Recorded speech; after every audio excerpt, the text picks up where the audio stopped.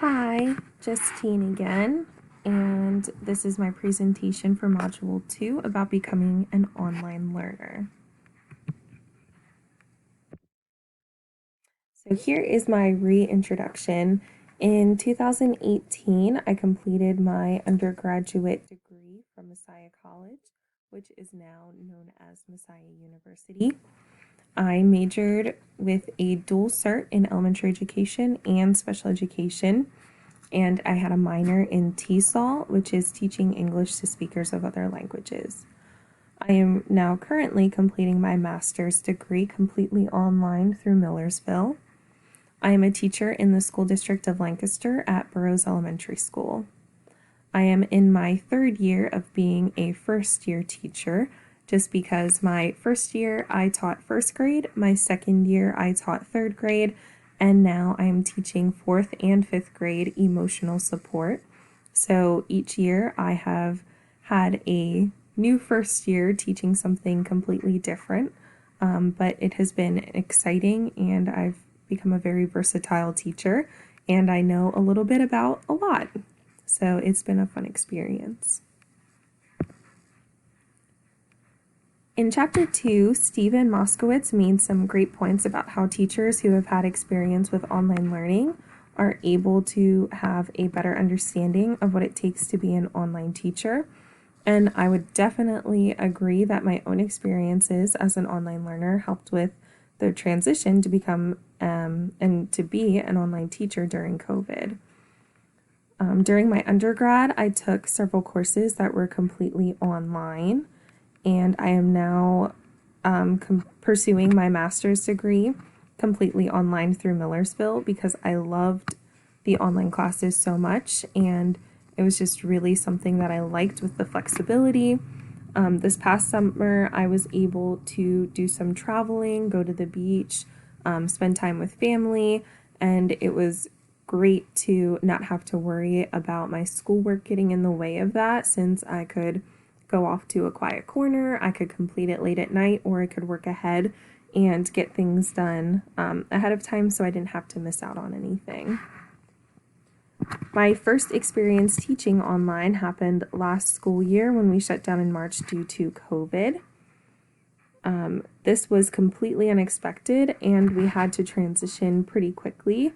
We did not have a true plan for virtual, and we were not really allowed to video with our students since there had not been any guidelines set in place or expectations for what this would look like. But this year we were completely virtual and taught online for most of the year.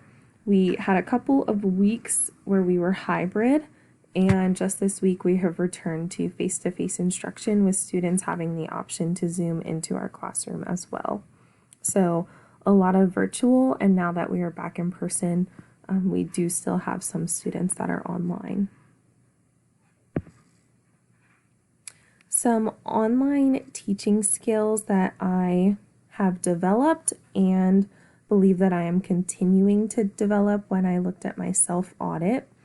I would say that I have developed pretty good communication skills, pretty good time management skills, and making sure that I'm able to complete everything, as well as time management when it comes to teaching a lesson and knowing how much we can get done in the allotted time.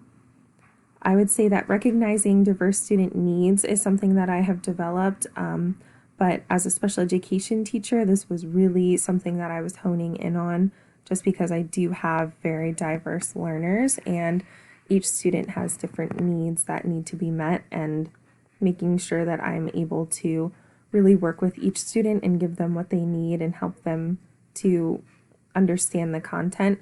This was something that I feel that I really have been working to develop. My online communication skills with students, with staff and colleagues, making sure that we're on the same page, planning together, and using different platforms to communicate with students and give feedback. I would definitely say this is a skill that I have worked to develop as well.